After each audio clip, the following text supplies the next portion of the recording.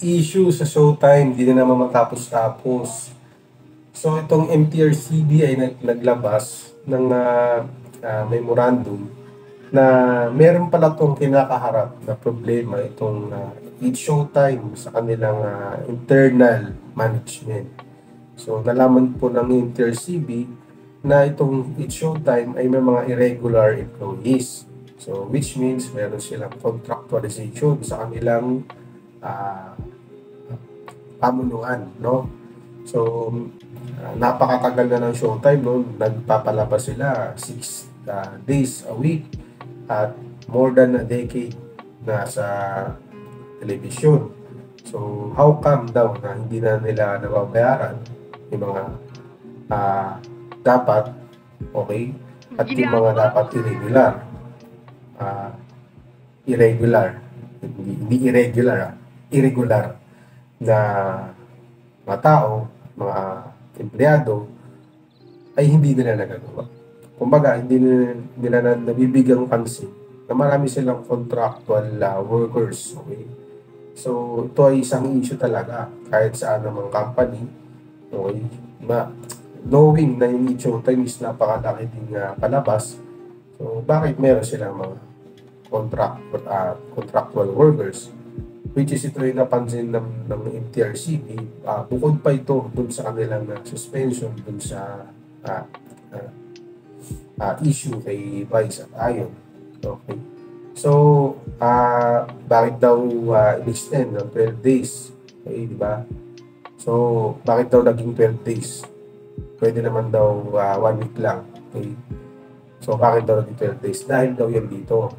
So, beyond pa nga daw dapat yung nabigay na na suspension dahil sa ginawa nilang ito, no? Kasi maraming tatamaan itong issue. Okay?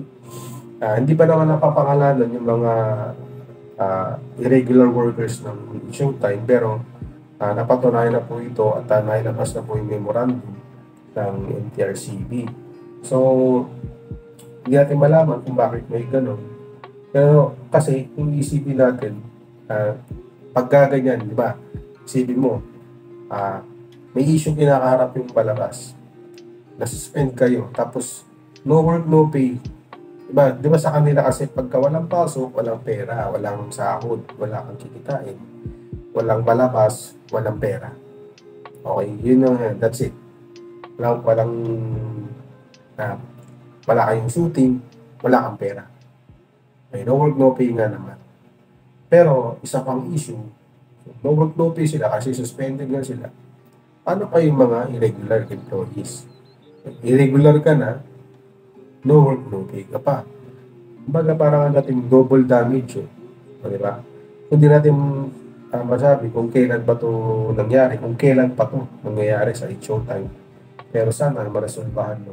So, yun lang guys, ang aking opinion. Na sana ayusin nila yung problema sa mga empleyado kasi hindi lang naman yan isolated sa kanila. Sa buong Pilipinas may mga ganyan talaga. Hindi regular.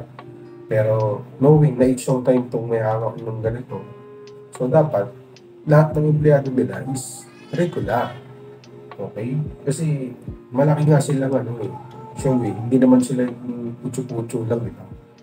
So guys, sabihin nyo yung opinion nyo kung bakit dapat irregular nila yung mga taong yun at bigyan ng karampatang payment sa kanilang trabaho. So guys, kung nagustuhan mo yung topic at kung hindi mo naman gusto yung sinabi ko, okay lang po. Maraming salamat at God bless.